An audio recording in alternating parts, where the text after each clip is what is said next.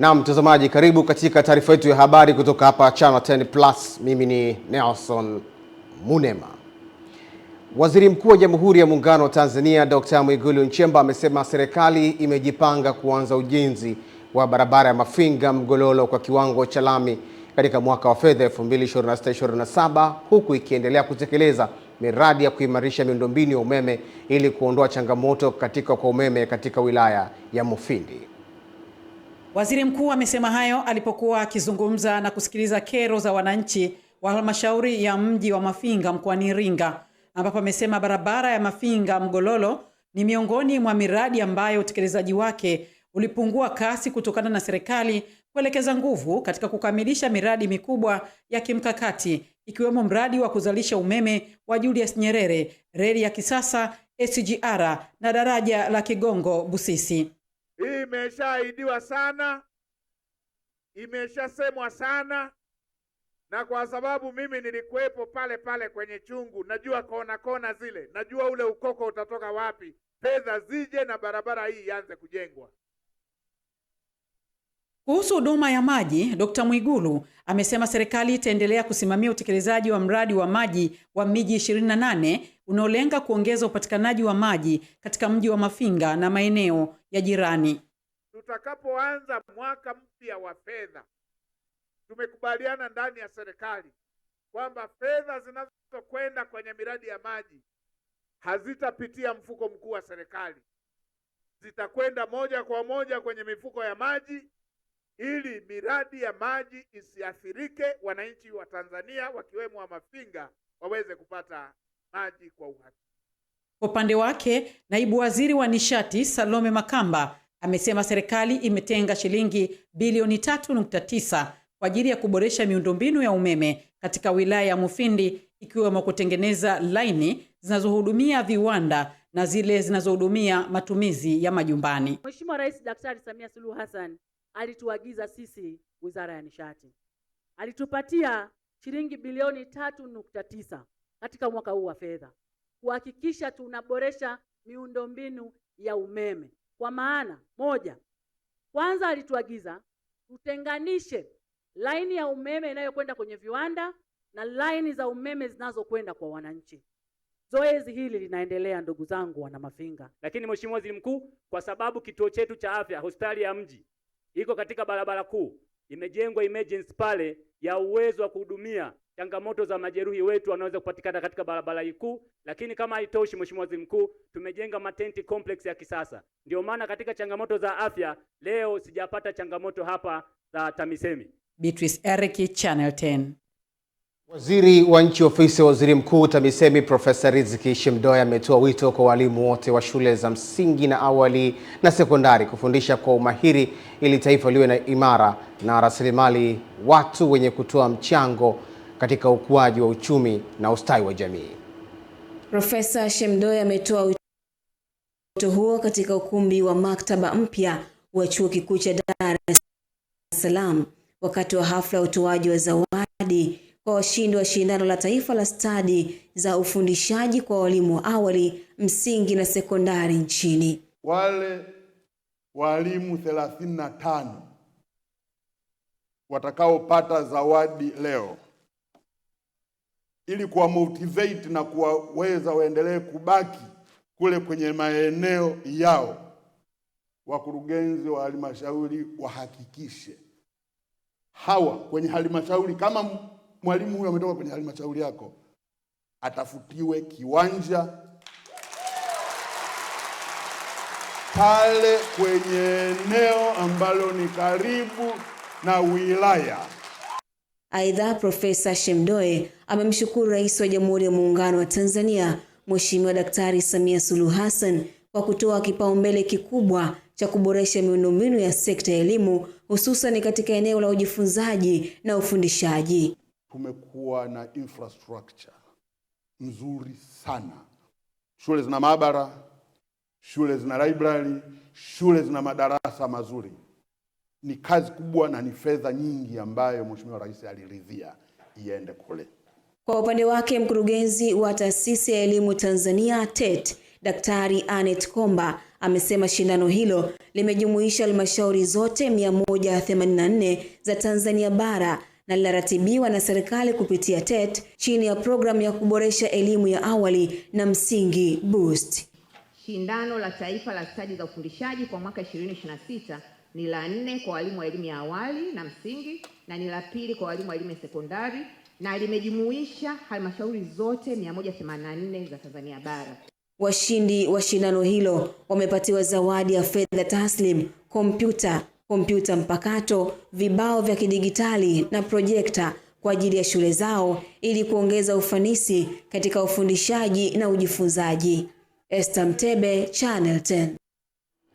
Shirika la ujasusi la ulinzi la Marekani DIA limesema uwezo wa Israel wa kufanya ujasusi wa kibinadamu na ukusanyaji wa taarifa za kijasusi kwa njia ya kiufundi umefikia kiwango cha hatari kubwa, ikiwa ni kwa mujibu wa ripoti iliyotolewa na shirika la habari la NBC lililonukuu maafisa wa Marekani. NBC imesema hatua hiyo imechukuliwa baada ya kuibuka kwa wasiwasi dhidi ya Israel kujaribu kuwachunguza kwa siri maafisa wa juu wa Marekani ili kupata taarifa kuhusu mijadala ya ndani na maamuzi ya utawala wa Donald Trump kuhusu migogoro ya Mashariki ya Kati. Hata hivyo, gazeti la New York Times pia limeripoti madai ya juhudi za Israel za kusikiliza mawasiliano ya maafisa wakuu wa Marekani, ikiwa ni mjumbe mkuu wa mazungumzo ya Trump Stephen Witkoff na afisa mkuu wa sera katika Wizara ya Ulinzi Elbridge Colby, hali inayoonekana kuwa ya tahadhari ya vitisho kuhusu ujasusi huo. Naibu Waziri wa Kilimo David Silinde ameagiza taasisi zinazohusika na ushirika kuongeza kasi ya usimamizi wa vyama vyote vya ushirika na kuhakikisha kwamba ufanisi kwa kuzingatia sheria, huku wakifanyia kazi hoja zote zilizowasilishwa na wakaguzi wa nje na kuhakikisha kwamba hazijirudii tena. Katibu wa siasa na uenezi wa CCM mkoa wa Lindi Patrick Magarinja akizungumza na waandishi wa habari katika ofisi za chama hicho anasema kauli hizo sio sahihi na kwamba serikali ya Rais Daktari Samia Suluhu Hassan imefanya mambo makubwa kwa mkoa wa Lindi, kwani sekta zote muhimu zimeguswa kwa kuwa na miradi mikubwa ikiwemo elimu, miundombinu kwa kujenga madaraja makubwa, afya, kilimo, madini na maji, na kwamba serikali inaendelea kuwahudumia wananchi na kuwaletea maendeleo. Anakuja leo mtu anasema kwamba mkoa wa Lindi watoto hawapati fursa za kielimu, wananyimwa kupata fursa za kielimu. Sio kweli. Leo mkoa wa Lindi Mheshimiwa Rais ametujengea shule maalum ya wasichana. Ile Lindi wasichana iko pale Kilangala. Zaidi ya shilingi bilioni 4 zilitumika. Na ile shule imekuwa ni shule ya mfano katika mkoa wetu wa Lindi. Hatukuishia hapo. Katika mkoa wa Lindi ukizunguka katika sekta ya elimu, hakuna kata ambayo haina sekondari ya kata. Leo mtu anakuja anasema kwamba serikali ya Chama cha Mapinduzi inawanyima watoto elimu. Inawanyima katika misingi gani? Kuhusu kilimo na kuhakikisha wananchi wanaimarika kiuchumi, Magarinja anasema na wakulima sasa hivi tunavyosema wanaelekea katika prosesi za kuelekea katika mnada wa ufuta, na siku sio nyingi tunaenda kufanya minada ya kibiashara. Hii yote inafanyika kwa lengo la kutengeneza mazingira wezeshi ya wananchi. Lakini ukiacha na hilo, anasema Lindi imesahaulika kiuchumi. Leo Mheshimiwa Rais amejenga bandari kubwa ya uvuvi Afrika Mashariki yenye thamani ya zaidi ya shilingi bilioni 280 pale Kilo. Anaposema mtu kwamba Lindi imesahaulika katika misingi hipi? Kutoka mkoani Lindi, Aidan Muhando, Channel 10. Naam, asante Aidan Muhando kwa taarifa hiyo. Na mtazamaji, tunaomba radhi kwamba taarifa hiyo sio ile ambayo tulitambulisha awali kuhusiana na naibu waziri Mheshimiwa David Silinde, lakini taarifa hiyo ambayo ni Aidan Muhando kutoka kule mkoani Lindi inasema Chama cha Mapinduzi mkoa wa Lindi kimekosoa vikali kauli zilizotolewa na makamu mwenyekiti wa Chama cha Demokrasia na Maendeleo Chadema John Heche katika mkutano wake wa hadhara uliofanyika kata ya Kivinje wilayani Kilwa mkoani Lindi kwamba serikali haijafanya jambo lolote la maendeleo katika mkoa huo, na ndio umeisikia hapo kutoka kwa mwandishi wetu Aidan Muhando. Taarifa nyingine ni kwamba serikali imeanza hatua mpya za kuimarisha mapambano dhidi ya magonjwa yasiyoambukiza utakaotekelezwa na wizara zote nchini kwa kuunda na kurasimisha kamati ya kitaifa ili kuhakikisha kwamba kila sekta inashiriki katika kudhibiti ongezeko la magonjwa hayo ambayo yanaendelea kuwa tishio kwa afya na maendeleo ya kiuchumi duniani. Ni katika kikao cha pamoja kilichokutanisha maafisa wa wizara zote nchini chini ya uratibu wa ofisi ya waziri mkuu na shirikisho la vyama vya magonjwa yasiyoambukiza Tanzania TANCDA pamoja na chama cha kisukari TDA, ambapo mkurugenzi msaidizi wa Wizara ya Afya idara ya tiba Dr. Mwinyikondo Juma Amir amesema magonjwa yasiyoambukiza si tatizo la sekta ya afya pekee. Swala hili linamhusu kila mtu na kila wizara katika ngazi tofauti.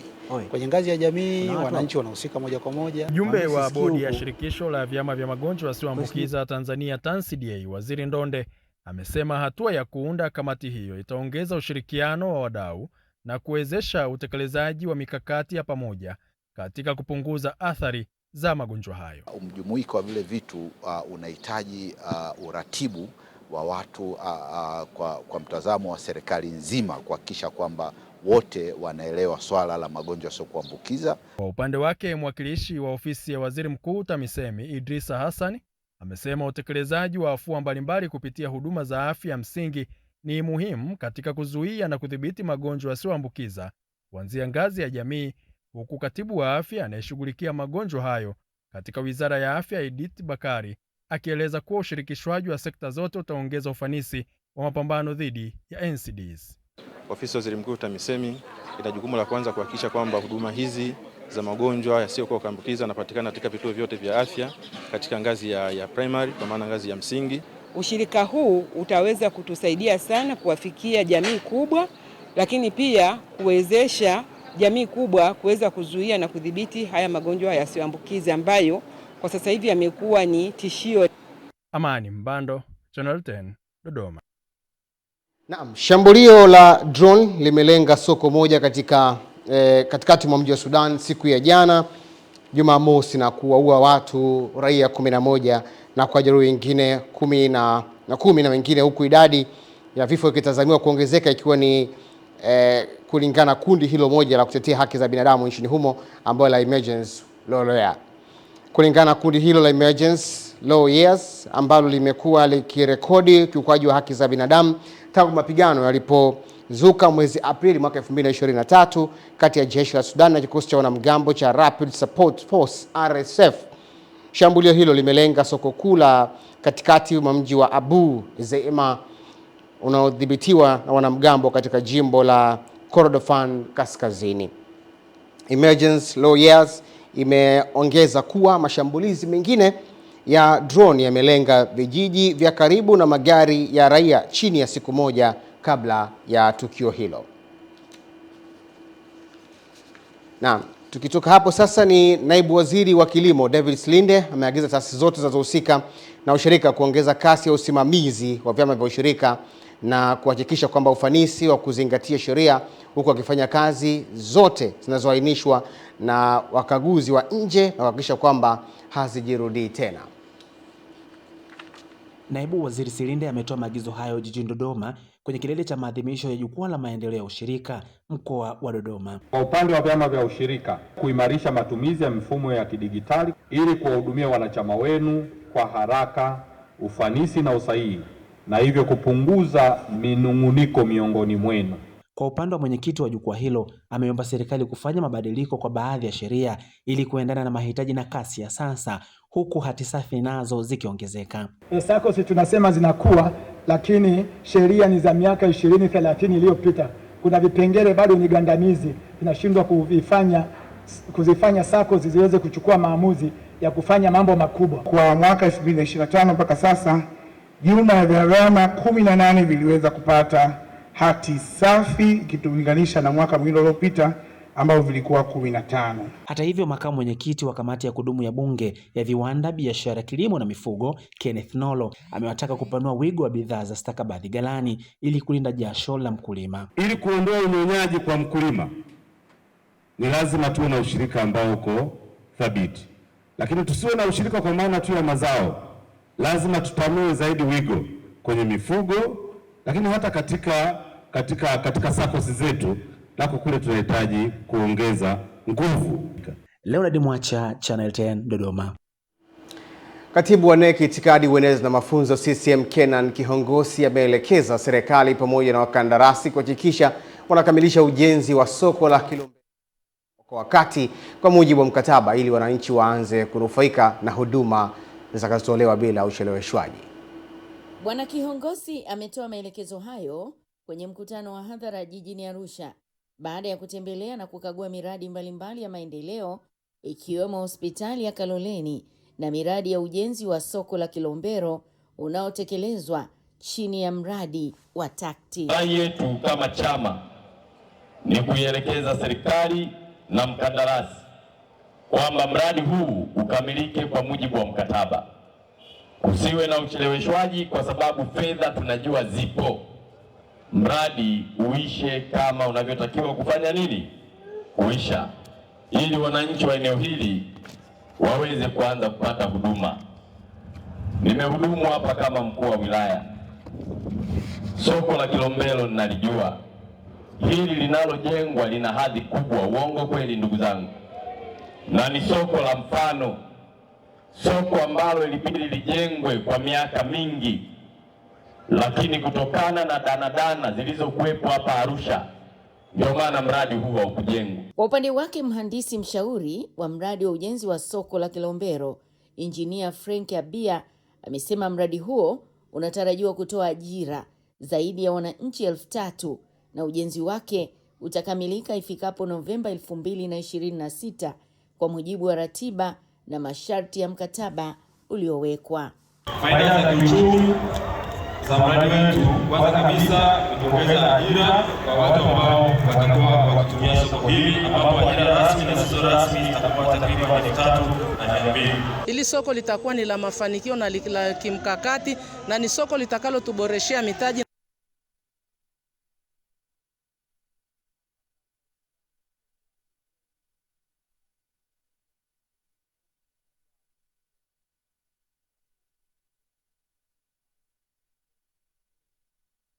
Na kukua kiuchumi na kukua kimaendeleo. Na soko hili litaleta maendeleo, maana kutakuwa na fursa ya wageni mbalimbali watakapotembelea soko hili, watakapoingia wageni na sisi tutanufaika. Mradi wa TACTI wenye thamani ya zaidi ya shilingi bilioni 9 umefikia 75% ya utekelezaji na unafadhiliwa na Benki ya Dunia, na kukamilika kwa soko hilo kunatarajiwa kuwa chachu ya ukuaji wa biashara na uchumi wa jiji la Arusha, huku likitarajiwa kuhudumia zaidi ya wafanya biashara 2,000 na kuunda fursa nyingi za ajira kwa wananchi.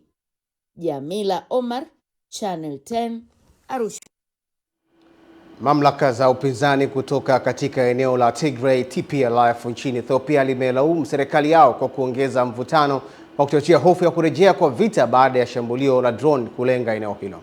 Kwa mujibu wa taarifa iliyochapishwa kwenye mtandao wa Facebook, kuna chama cha ukombozi cha watu wa Tigray TPLF limesema shambulizi hilo la drone lilielekezwa kwa wanajeshi huko Tigray mapema Ijumaa nje ya mji wa Shiraro karibu na mpaka wa Eritrea, na kudai kuwa serikali ya Ethiopia ndio mamlaka pekee yenye uwezo wa kutumia drone katika eneo hilo.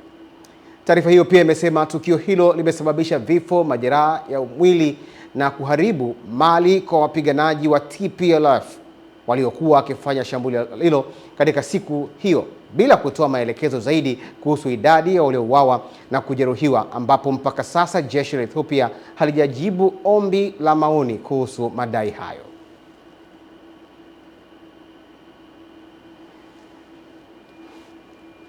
Naam, tukiendelea na taarifa nyingine kwamba jamii nchini imetakiwa kujiepusha na tabia ya kuwatumia watoto wenye ulemavu kama chanzo cha kipato na kuwafanya ombaomba mitaani.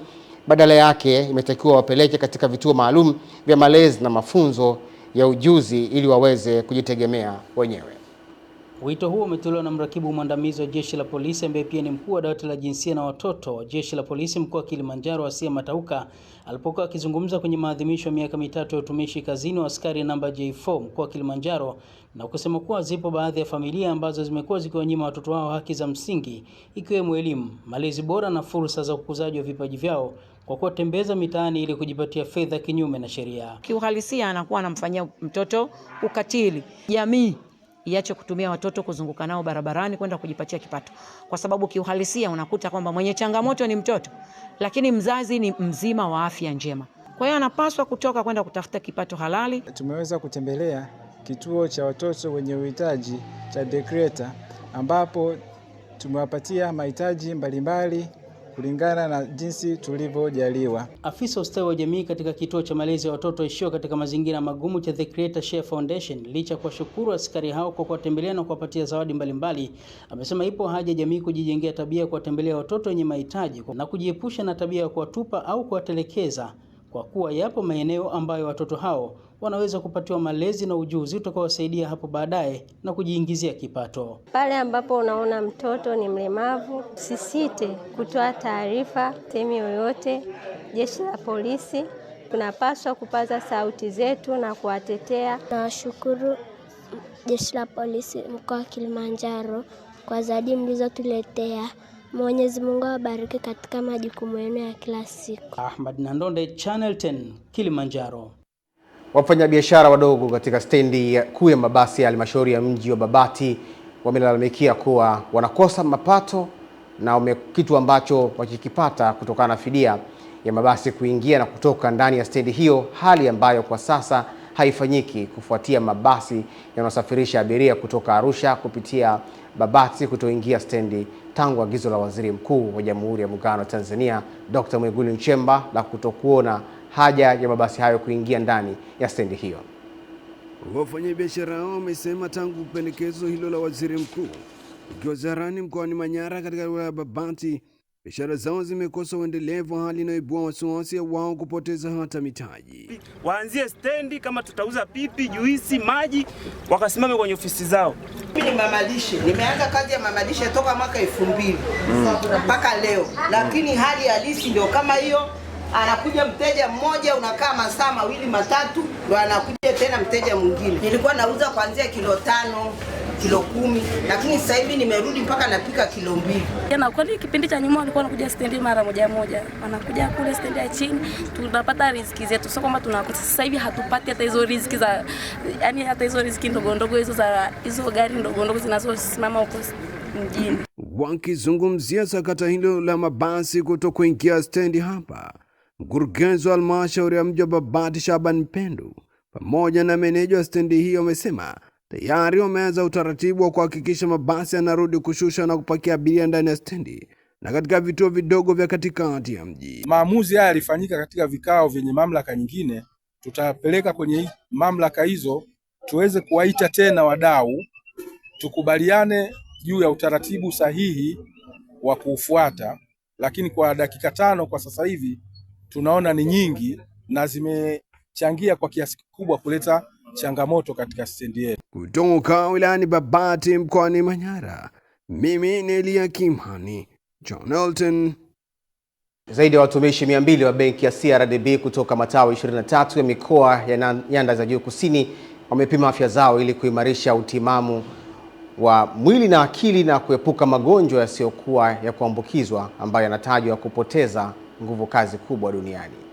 Magonjwa yanayotajwa kupoteza nguvu kazi zaidi ni kisukari pamoja na shinikizo la damu. Kwa kutambua hilo, benki ya CRDB imeendeleza programu yake ya Wellness Day inayolenga kuwapa wafanyakazi wake nafasi ya kujali afya zao kwa kuwa na uwiano kati ya majukumu ya kiofisi na maisha binafsi, ambapo wafanyakazi hao wamekutana jijini Mbeya. Kuzingatia kanuni za afya na kuchukua hatua kupima afya ni jambo jema. Zoezi hili ni muhimu sana kwa benki ya CRDB na limekuwa ni endelevu, limekuwa likifanyika mara kwa mara kuhakikisha afya za wafanyakazi ambao ndio wazalishaji wakubwa zinazingatiwa. Lengo la siku ya leo ni muhimu kuhakikisha kwamba watu wanajitambua, watu wanafahamu magonjwa yasiyokuwa ya kuambukiza, kwa sababu wakati mwingine unaweza ukashangaa vitu vinatokea bila kujua visababishi. Nimezungumza na baadhi ya watumishi, wao wanasema hatua hiyo ya upimaji wa afya inatija kwao. Tunamshukuru mwajiri kwa kuangalia hili eneo la afya za wafanyakazi, kwa sababu ni eneo muhimu ambalo linafanya tujijue afya zetu. Elimu tu ambayo nimeipata leo na mazoezi niliyoyafanya na ushauri wa kiafya niliopata, manake hata familia yangu pia na jamii pia kwa ujumla inayonizunguka inafaidika. Mwanasaikolojia Jovis Masalu anasema hatua hii ni nzuri na kutoa mwito kwa taasisi nyingine. Tusisubirie mtu aumwe ndio tufanye kitu, tufanye kitu kabla ya mtu kuumwa. Kutoka hapa katika viwanja vya Chuo Kikuu cha Teofilo Kisanji jijini Mbeya, ambapo ndipo zoezi hili linafanyika. Mimi ni Rose Chapewa wa Channel 10. Rose Chapewa, barikiwe sana kwa taarifa hiyo. Mtazamaji, tunapata mapumziko mafupi, tukirejea hapa ni michezo na burudani. Mimi ni Nelson Munema.